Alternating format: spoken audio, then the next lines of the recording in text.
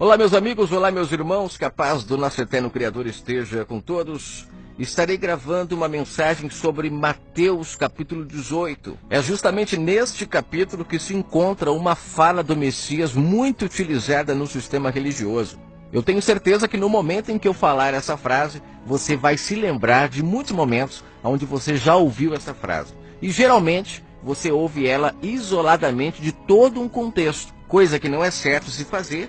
Mas nós sabemos que o sistema religioso, eles fazem muito isso. Pegam versos isolados e usam para assinar as suas mensagens. Sempre no final do que eles dizem de sua própria mente, eles utilizam um verso da Bíblia. E automaticamente a pessoa tem como verdade o que eles estão falando. Afinal, finalizaram com um verso da palavra. O Messias disse isso, mas é preciso entender o contexto aonde ele disse, para nós não sermos presas fáceis desses homens cujo Deus é o seu próprio ventre, como disse Paulo em Filipenses capítulo 3. Vamos lá, para não me estender, quero já começar a leitura aqui de Mateus capítulo 18. Eu queria começar aqui fazendo um resumo logo do começo do capítulo, onde o Messias ele é indagado pelos seus discípulos, onde eles perguntam para ele quem é o maior no reino dos céus. A resposta do Messias ela foi muito interessante porque ele chama uma criança, coloca no meio deles e diz: em verdade vos digo que se não vos converterdes e não vos fizerdes como uma criança, de modo algum entrarão no reino dos céus. Eu quero aqui chamar a sua atenção sobre algo que eu venho falando em outros áudios, como o Messias o tempo todo utilizava ou figura de linguagem, ou ele sempre pegava algo físico para mostrar, ele sempre estava trazendo ali para os seus discípulos ou para as pessoas uma expressão física para mostrar o espiritual. Então, quando ele traz uma criança, ele está trazendo a criança diante dos discípulos ali para que eles pudessem ver.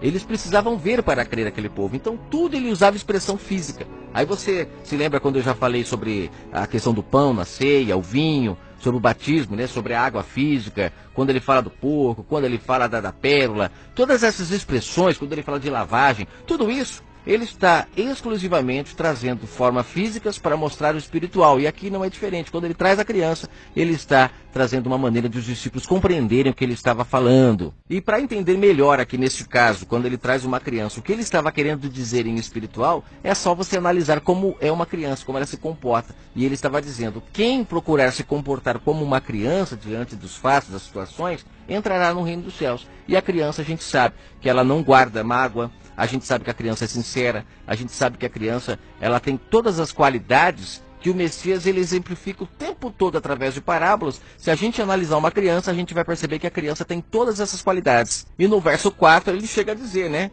Quem se tornar humilde como esta criança, esse será o maior no reino dos céus. Legal, bem interessante isso. Eu acho interessantíssimo essa questão de o tempo todo o Messias falar de forma física com aquele povo.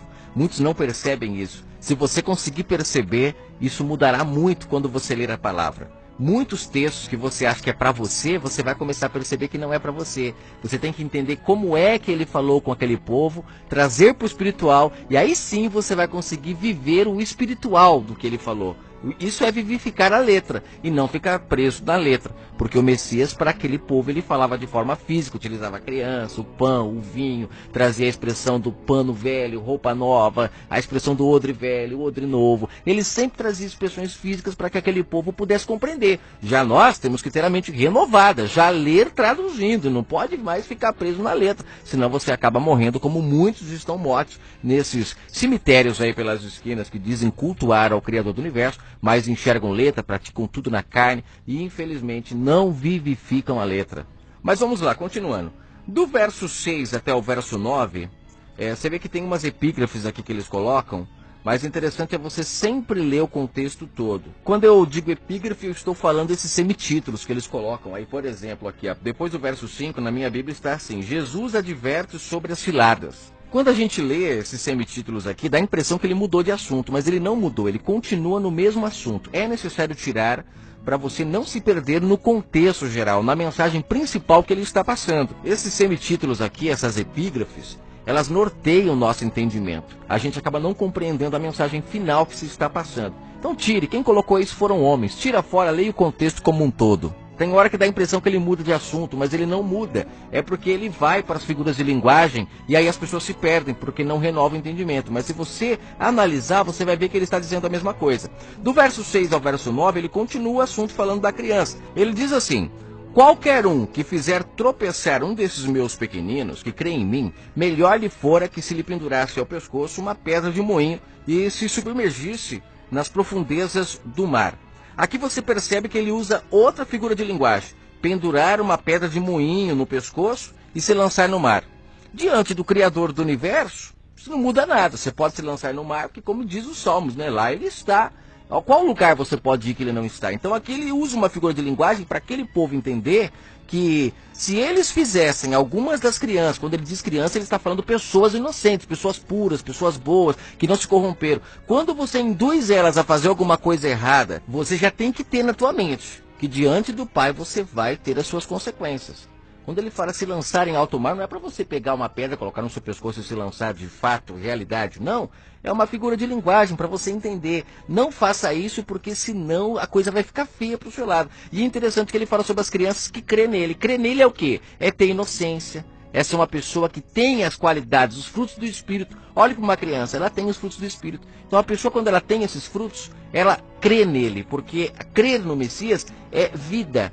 É prática, não são palavras. Palavras é físico, prática é espiritual. Você tem a verdade do Pai em você e com isso você vive uma vida em abundância, como ele prometeu àqueles que crescem nele, que buscassem ele de fato, de verdade, buscassem ser como crianças. Isso é servir ao nosso Salvador, sermos inocentes, puros, sem maldade, sem mágoas, consertássemos uns com os outros, não fôssemos dormir com dívida com nosso irmão. É isso que ele sempre pediu para nós. Não é culto, não é solenidade, não é nada disso. Isso, como disse Amós no capítulo 5, o pai já estava farto. O seu filho não iria vir dizer para o povo: ó, se você se reunir num lugar, eu estarei no meio de vós. Eu vou chegar nesse verso, mas você vai entender. Essa introdução ela é muito importante.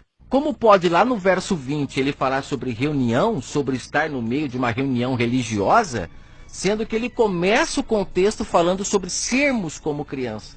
Isso é na vida, não é num local fechado, é na vida. É você ser uma pessoa justa, honesta. Sabe, eu acho tão bonito meu filho quando ele faz alguma coisa errada, de imediato ele pede perdão. Ele não deixa passar um dia, 2 dias, 3 dias não para virar mágoa, não. Ele de imediato. Quando não é de imediato, passa um pouquinho de tempo, daqui a pouco ele vem com aquela carinha, né, toda linda, e me fala: papai, me perdoa. Gente, aquilo para mim é lindo, porque eu vejo a palavra do Messias se cumprindo. Que se nós formos como eles, não dormiremos com dívida com ninguém, e isso fecha brechas, isso faz com que a gente não tenha inimigos. E aí, como eu disse no áudio sobre o diabo, estudo sobre o diabo que está no canal, você vai perceber que o inimigo não pode te prejudicar, não pode fazer nada porque você não deu brechas. Ele só pode fazer alguma coisa para aqueles que deram brechas. Sendo assim, esse é o limite dele, né? O limite que o pai impôs. Não como um inimigo, porque se fosse inimigo poderia lutar até o fim e acabar com a vida das pessoas. Não, o pai pôs um limite. Se não der brecha, você não pode fazer nada. Ou seja, então ele é um subordinado do pai. Não vou falar sobre esse assunto, mas vamos continuando aqui, gente, porque vai ser interessante quando nós chegarmos lá no verso 20, porque o pior dessa questão de se reunir em nome dele, que o pessoal diz que na igreja eles estão fazendo isso, é que as pessoas não têm a compreensão que dentro da igreja eles estão remendando pano velho em vestes novas. É o único lugar onde o Messias não poderia estar. O Messias ressuscitado não, porque as pessoas estão com o Messias morto lá dentro, estão ainda praticando obras da velha aliança, estão praticando coisas que ele diz para o povo de Israel. Eles não renovaram o entendimento para hoje adorar em espírito. Então como pode o Messias ressuscitado? Ele não pode estar dentro do local onde o Messias ainda em carne, cumprindo a lei, está vivo. Paulo disse em Romanos 7 que esse Messias em carne, ele morreu no madeiro para dar lugar a outro. E esse outro é o Messias ressuscitado. É o Messias que fez o convite para o povo de Israel: venham a mim, que o meu fardo é leve. Vinde a mim, todos que estáis cansados e oprimidos, e eu vos aliviarei. Ele estava dizendo para ir a ele, o Messias ressuscitado, aquele que após o madeiro, como ele disse à mulher samaritana, buscaria somente os adoradores em espírito, e não mais os carnais, aqueles que precisavam ver para crer. Lembre-se que ele disse: vinde a mim todos que estáis cansados e eu vos aliviarei. Ele disse isso para o povo de Israel, que estava com fardos pesadíssimos sobre suas costas. Eram obrigações e mais obrigações, cultos e mais cultos, aquele monte de coisa que o pai não pediu. O pai só queria que as pessoas fossem como crianças, boas, honestas no seu dia a dia, sabe, bons uns para com os outros. Que não existisse hierarquia entre as pessoas, mas Israel criou uma hierarquia.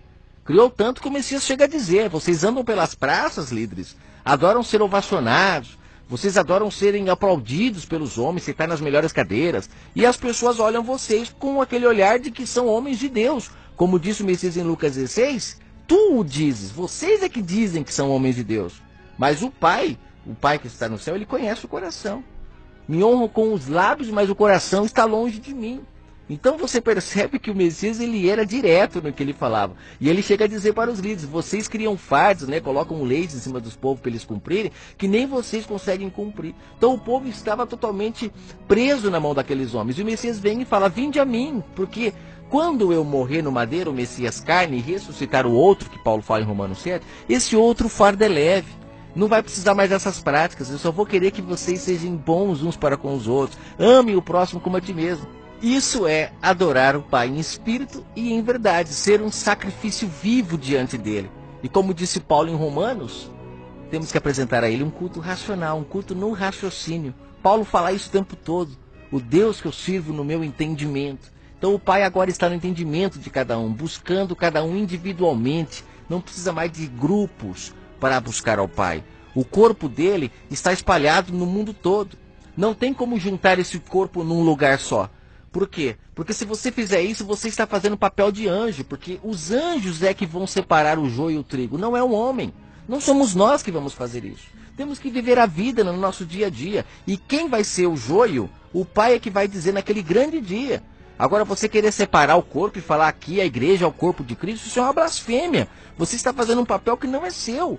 O joio e o trigo, eles devem viver junto na plantação, no mundo. O próprio Messias disse o tempo todo que a plantação é a terra, é o mundo. Então nós estamos no meio de joio e trigo, na onde nós estamos, na escola, no serviço, em qualquer lugar. Quem vai separar é o Pai. Temos que viver a vida. Esse corpo do Messias, ele se ajunta diante do Pai lá no templo celestial, como disse Paulo em Romanos 10. Quando eu vejo um líder religioso ou alguém dizendo o povo do mundo, o povo da igreja, eles têm essa expressão o tempo todo, né? Que o povo do mundo, como se eles não habitassem no mundo. A colheita já foi feita. Não, gente, todos estamos no mundo ainda. Essa separação de que eu sou da igreja e você é do mundo, isso não existe ainda, não é a hora. A hora será no dia do juízo, cujos anjos receberão a ordem para fazer isso. Hoje não. Temos que viver a vida no dia a dia. Então essa separação que o sistema religioso faz, ela é precipitada e contra as escrituras. Totalmente contra. Você se lembra o que Paulo disse em Hebreus 10? Não abandoneis a vossa congregação como é costume de alguns. Não é um templo físico, é um templo celestial. É o ato de ser como criança. Quem é assim, com certeza está conectado neste templo cujo Messias é o único pastor. Adore em espírito. Quem são essas pessoas? Não sabemos. Só o Pai é que sabe. Naquele dia os anjos separarão, colocarão o trigo todo junto e o joio todo separado para ser queimado. Paulo chega a falar em Hebreus 9... que o primeiro pacto tinha um templo físico terrestre de culto divino. O primeiro pacto. Lembra que o Pai deu a amostra do templo que está no céu para Moisés para ele construir na terra. Primeiro pacto. O segundo pacto não. Paulo deixa claro isso em Hebreus 9. Abra sua Bíblia e leia. No segundo pacto não tem templo físico, porque o templo verdadeiro está no céu. Ele deixou de ser físico. Quando o Messias morreu, que ele disse: destrua esse templo, ele estava falando sério. Destruam, porque eu vou levantar o verdadeiro. E o verdadeiro é espiritual, é o seu corpo. Ele se referia ao seu corpo. E quem é o corpo do Messias? Somos nós, que em espírito buscamos ao Pai. O que passar disso, seja anátema, é outro evangelho. Se hoje nós já estamos fermentados com a mentira, arranque ela e coloque a verdade no seu entendimento. Não acredite nas palavras dos falsos profetas, homens que têm como Deus o seu próprio ventre, estão sempre interessados em lucrar. Perceba, cada um tem um templo, não se juntam. Que corpo é esse que está dividido por aí? Não, cada um tem uma visão. Peraí, então no céu só vai ser tudo dividido? Não, o corpo do Messias, ele é único. Por isso que existe uma cabeça, e essa cabeça é Cristo, como ele disse em João 10, mais especificamente no verso 16. Quando eu juntar as ovelhas do aprisco com as de fora do aprisco, haverá um pastor e um rebanho. Quando isso aconteceu? No madeiro. Eu já ouvi a blasfêmia de pastor dizer que isso vai acontecer só na glória. Mentira! O Messias estava ali em carne, falando com o povo de Israel, mostrando o que aconteceria no madeiro. Essas outras ovelhas de fora do aprisco já se juntou às ovelhas do aprisco. Somos nós, os gentios. Já fomos enxertados na videira. Acabou. Agora é um pastor e um rebanho. Que rebanho é esse? O corpo espiritual, que busca o Pai em espírito, que não busca na carne, de forma física. E o principal, né? Corpo esse que nós só conheceremos de fato quem são quando o trigo for colocado no celeiro. Esses, de fato, são os membros do corpo, que estarão todos juntos naquele grande dia, quando for separado e guardado ali no celeiro do Pai. Aí o joio será tirado, mas enquanto isso, gente, não queira dizer que você está se reunindo num local com o corpo de Cristo, que todos ali são corpo, que isso é uma blasfêmia. Não se pode dizer isso agora, não é hora. Viva a vida, trate a todos como iguais. Um é do mundo, outro é da igreja. Não, não existe isso. Somos todos do mundo. Estamos aqui, como disse o Messias, não os livres do mundo. Estamos todos no mundo. Mas ele disse, livre-os do mal. Faça com que eles não se percam. Pois essa é a grande vontade do Pai, que a gente não se perca. Dando sequência, depois ele continuando aqui no contexto todo, você vai ler que do verso 10 até o verso 14, ele fala sobre a questão de não deixar se perder um desses pequeninos, né? Não desprezar eles. Aí ele fala sobre a ovelha, né, que se perdeu. O verdadeiro pastor, ele vai atrás dessa ovelha, não deixa ela se perder. E aí no contexto aqui o interessante é que ele fala que as 99 ovelhas, elas ficam nos montes, né, até ele ir buscar a ovelha que se extraviou. Não fiquem em um aprisco. Sempre ele se refere às ovelhas como livres e não presas, né? O verdadeiro pastor não aprisiona as ovelhas. Por isso que quem serve ao templo que está no céu não fica preso a horário para servir ao Pai. Não fica guardando o dia do culto para poder ouvir o Pai falar. Não, o Pai fala com ela o tempo todo, porque ela tem o ouvido circuncidado para ouvir a voz do Pai. Culto de oração com hora marcada? Não, gente, isso é uma blasfêmia na graça. O nosso Pai é onipresente, onipotente, onisciente, sabe de todas as coisas, está em todos os lugares. Como marcar um horário para falar com Ele, para oração? Não. O verdadeiro discípulo, aquele que frequenta o culto em espírito, que tem o seu culto racional ao Pai, este busca o Pai em todos os lugares. Ele fecha a porta do seu quarto, do seu coração, busca o Pai que esquadrinha o seu coração. Não fica preso a práticas terrenas, entendeu? Para buscar ao Pai. Ele não é hipócrita que ora em pé para os outros verem, em culto de oração, todo mundo se vendo. Isso é uma prostituição, né? De acordo com, eu estou aqui trazendo pro espiritual. Prostituição, quando eu digo espiritual, não é física. Então, precisamos nascer de novo para compreender essas coisas. E tudo fica lindo e maravilhoso. Essa liberdade que Ele nos dá quando nascemos do Espírito, ela é incrível. E está escrito que onde há liberdade, aí sim há o Espírito do Pai. Vamos lá, gente, para finalizar, a partir do verso 15, começa o contexto. Apesar de que o contexto você percebe que ele começa lá no verso 1, né? Mas aqui, pela epígrafe, começa no verso 15, vamos dizer assim. Mas agora a gente com o entendimento já mais limpo lá do começo, tirando essas epígrafes, essas pedras de tropeço, a gente vai começar a entender melhor o que ele quis dizer aqui no verso 20. No verso 20 ele fala, pois aonde estiverem 2 ou 3 reunidos em meu nome, ali eu estou no meio deles, né? Depois de nós lermos aqui desde o verso 1 que ele fala sobre a pureza, ele fala sobre, se nós compreendemos como é uma criança, nós vamos entender o que ele quer dizer sobre entrarmos no seu reino, né? Lá ele fala sobre tomar cuidado com aqueles que fazem tropeçar as crianças, né? Ai de quem fizer tropeçar. E aqui ele fala no verso 15, aqui no verso 15 ele está justamente dando um exemplo de uma criança que percebeu que errou. Porque a pessoa, para perceber que ela errou e pedir perdão, ela tem que ter essa alma pura, a alma de uma criança. Aí ele fala aqui, ó, ora, se o teu irmão pecar, vai, repreende-o entre ti e ele. Olha que interessante, como o Messias sempre queria que as pessoas buscassem ao Pai em espírito, sem necessidade de ninguém ficar sabendo de nada. Tipo, pequei contra o meu irmão, vou lá e eu e ele peço perdão. Esse negócio de ficar expondo diante do povo, no culto, na igreja, isso é errado. A pessoa tem que pedir perdão no culto para a igreja. Já vi muito disso. A pessoa faz coisa errada e depois ela vai pedir perdão para a igreja. Isso é um absurdo, uma blasfêmia isso. Paulo fala lá, né? Confessai as vossas culpas uns aos outros. Mas esse confessar a vossa culpa uns aos outros é como o Messias disse aqui, ó. Não podemos tirar essa base que ele deu aqui e pedir perdão para quem nós erramos. E não ficar pedindo perdão um para o outro como se, né, a pessoa que eu errei não precisa pedir perdão. Não, é para ela que eu tenho que pedir perdão. Aí ele fala aqui, ó. Se o teu irmão, ele aceitar o seu pedido de desculpas, vocês farão as pazes. Isso é lindo, maravilhoso, esse é o objetivo. Aí no verso 16 ele fala, mas se não te ouvir, leva ainda contigo 1 ou 2, para que pela boca de 2 ou 3 testemunhas toda a palavra seja confirmada. Olha que coisa linda o que ele está dizendo aqui neste capítulo de Mateus 18. Vá até o irmão, pecou, vai lá, peça perdão. Se ele aceitar, ganhou o teu irmão. Quando ele fala irmão aqui, não se refere a irmão da igreja. Ele diz com todas as letras, nós somos todos irmãos. Esse negócio de não é da igreja, então você não é irmão? Não, peraí. Esse tipo de pensamento só faz do mundo um mundo pior. Porque se nós somos todos irmãos, como pode você dizer que se você não é da igreja, você não é irmão? Aí a pessoa que não é crente, ela rouba, ela mata, ela faz um monte de coisa errada porque ela não vê o próximo como irmão.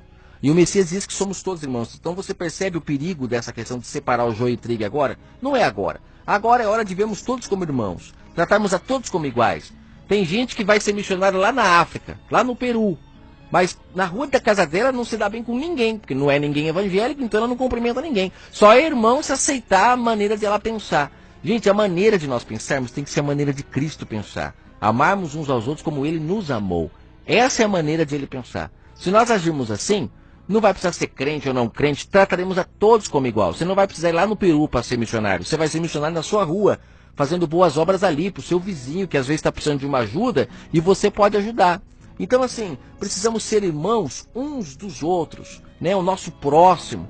Quando ele fala da passagem lá do bom samaritano, que o rapaz pergunta quem é meu próximo, ele não falou, ó, o seu próximo é o cara que está lá na terra de tal lugar, e você vai ter que ir lá para cuidar dele. Não, ele falou, o próximo é aquele, ó, que caiu na frente do cara e ele podia ajudar e não ajudou. Aí vem o samaritano e ajuda, e ele fala, ó, o samaritano ajudou o próximo. Então, assim, gente, esse negócio de ir para longe para ser missionário, tem que tomar cuidado, porque às vezes a pessoa não é bem vista na terra dela, como eu tenho um parente que ele é pastor, saiu fugido da minha cidade, devendo para todo mundo e foi ser pastor em outra cidade. Aí lá na cidade dele ninguém sabe dessa história dele, todo mundo lá tem ele como pastor da igreja, não sei o que. Aí eu pergunto, na cidade dele ele saiu fugido e na outra ele é pastor? Então você percebe que tem coisa errada. Esse negócio do cara querer ir para fora para ser missionário, é melhor ser missionário aqui. Se conserte com as pessoas aqui, vive em paz aqui, porque isso fará de você um discípulo do Messias. Não adianta querer fugir da situação, como ele aqui ensina a não fugir. Vai lá e se confessa com teu irmão. Aí ele fala aqui, ó, chame 2 ou 3 testemunhas caso a pessoa não queira aceitar o perdão. Se recusar ouvi-los, verso 17, dize-o à igreja. Quando diz a igreja aqui, a gente já pensa num tempo físico, mas nós sabemos que a verdadeira igreja somos nós. Então dizer à igreja é o seguinte, você pode abrir a boca para todo mundo agora. É o seguinte, gente, eu tentei lá na calada da noite, fui só eu e ele, pedi perdão, ele não quis. Chamei 2 ou 3 pessoas para ir comigo lá para provar que eu estava tentando me reconciliar com ela. E a pessoa não quis. Então agora eu estou abrindo para todo mundo. Gente, é o seguinte, ele não aceitou meu perdão, mas eu fui lá. Eu fui lá para me reconciliar. Mas aqui eu acho mais interessante é o verso 17, que ele fala assim, ó. Se ele não ouvir a igreja, considerai-o como gentil e publicano. Perceba como o texto está voltado totalmente para o povo de Israel. Quem são os gentios? Somos nós, os publicanos. Somos nós. Povo que na época não era aceito. Então você vê que ele usa a gente como mau exemplo. Só que nós temos que entender que depois do madeiro, ele passou a nos aceitar. Nós somos os cegos, mancos, coxos, que o pai disse, já que os verdadeiros filhos, que a mulher com que eu quis me casar, não me aceitou, começou a colocar desculpa que tinha terreno para cuidar, tinha outras coisas para fazer, então o pai falou, agora vai entre os becos e vielas e busque os cegos, mancos, coxos, tudo figura de linguagem, gente. Esses cegos, esses mancos e os coxos éramos justamente nós, os gentios, cuja salvação foi aberta para nós. E nós temos agora a oportunidade de nos lavar na água, que é a palavra do Messias, ou seja, temos a oportunidade de comprar colírio do Pai, para vermos, para enxergarmos, e podemos nos curar diante dele. Não é cego físico, não é paralítico físico, é espiritual. Pessoas que não tinham coragem de fazer o bem uma para outra.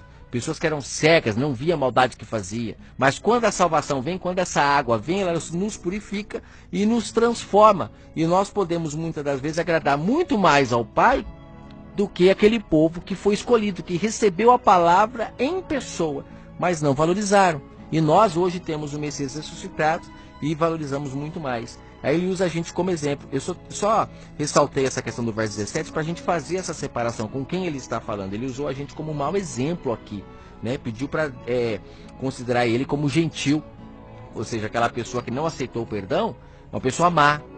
Você está entendendo? Então, assim, olha que interessante o contexto de Mateus 18, como ele é lindo, ele é maravilhoso.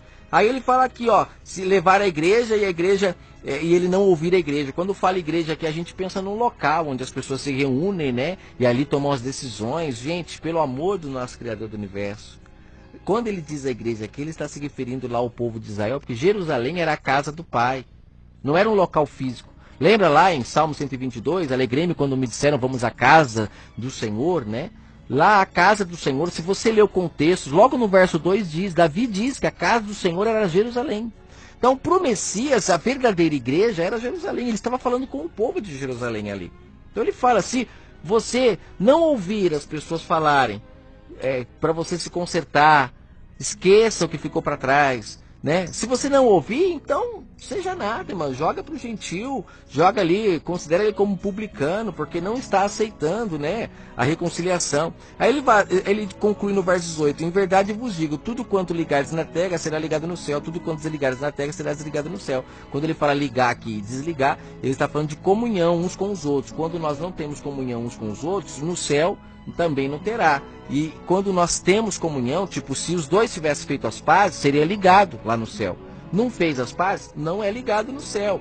Por isso que ele fala de colocar ele como gentil, como publicano, porque foi desligado da igreja, no sentido espiritual, viu gente? Não físico, espiritual. Aí ele fala aqui, ó, ainda vos digo, se dois de vós na terra concordarem acerca de qualquer coisa que pedirem, isso lhe será feito pelo meu Pai, que está nos céus. Então aqui ele não fala de coisa financeira.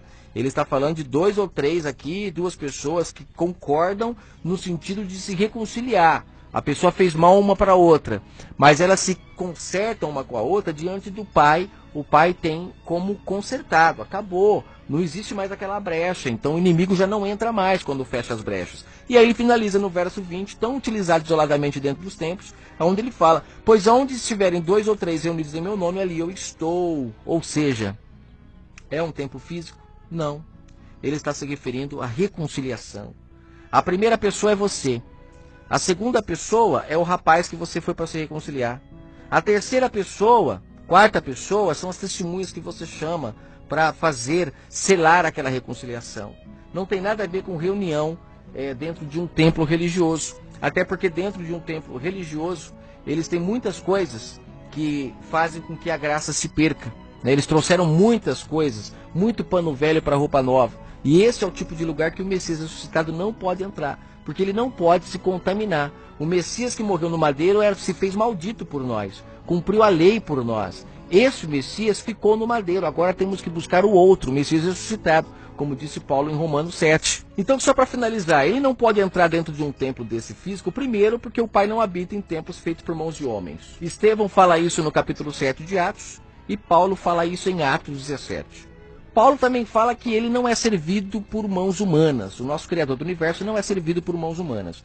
Então o Messias não pode estar dentro de um lugar onde as pessoas dizem que vão para servir a Deus. Se Deus não é servido por mãos humanas, como está escrito em Atos 17, então como pode eu ir num lugar desse para servir a Deus? Segundo, o Messias disse que o Pai não aceita repetições, coisas repetidas. Leia lá Mateus capítulo 6, ele fala isso.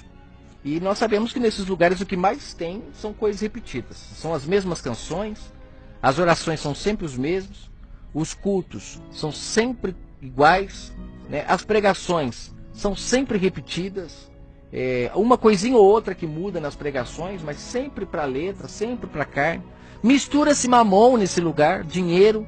Uma coisa que o Messias disse lá em Lucas 16, que é impossível servir a Deus e a mamon. Esses lugares, eles utilizam mamon, né? Então Deus não pode habitar num lugar desse. Nesses lugares tem altar físico. E lá em Hebreus 13, Paulo fala, no verso 10, temos um altar do qual não tem direito de comer os que servem ao tabernáculo. Ou seja, o altar que ele está se referindo aqui é o altar espiritual. Quem ainda pratica as coisas na carne, fisicamente, não tem direito de comer desse altar que é espírito. É nítido isso. Paulo, quando ele diz isso, ele já havia nascido do Espírito. Ele não estava mais preso à letra. Ele, inclusive, é quem diz que a letra mata, mas o Espírito dá vida. Paulo já havia vivificado seu entendimento aqui. Então ele fala, ó, temos um altar do qual não tem direito de comer os que servem no tabernáculo. O altar espiritual só come quem é espiritual. Quem não é, não come. Aí vai comer do altar físico, comer da palavra humana. Esses homens que é outro detalhe que tem também nos tempos, que é o pastor. O Messias disse em João 10,16 que na graça há um pastor e um rebanho. Essa história de que ele deu uns para pastor, outros para profetas, outros para apóstolos, em Efésios 4, lá é passado. Ele deu, realmente. Lá em João 10 ele começa: todos os pastores que vieram antes de mim são ladrões, salteadores. Ele deixa claro: pastores foram dados? Foram, passado. Ele deu. Profetas, ele deu. Os profetas, como ele disse lá em Lucas, se eu não me engano, 16 também, ele fala, foi até João. Depois de João segue só o anúncio do reino. Então tudo aquilo, profeta, pastores, mestres, o Nicodemos, mestre da lei, mas não sabia nada das coisas do Espírito. O Messias veio para abolir essa questão de mestre. E ele chega a dizer lá em Mateus 23, não chamais ninguém de mestre, só há um mestre, vosso Pai que está no céu. Acabou, na graça acabou essa história. Então nós temos que entender que tem muitas coisas nesse templo físico que o Messias não pode estar nessas reuniões. Agora ele está no meio de uma reconciliação entre pessoas que voltam a ser como crianças e que se perdoam umas às outras. Nesses lugares tem hierarquia. O Messias disse que nós somos todos irmãos, não é para ter hierarquia entre os irmãos. E por aí vai, né, gente? Espero ter me feito entender nesta pequena mensagem, que o Pai possa falar ao seu coração. E aonde estiver 2 ou 3, 2 é melhor, né? Porque significa que as duas pessoas se reconciliou. Aquela que você fez mal, você foi lá e fez as pazes. Mas se tiver que chamar a terceira, quarta pessoa para ajudar a convencer ela a te perdoar, faça isso, que o Pai te honrará. Entendeu? Então, onde tiver 2 ou 3 pessoas se reconciliando, o Pai está. Fiquem todos com o Eterno Criador.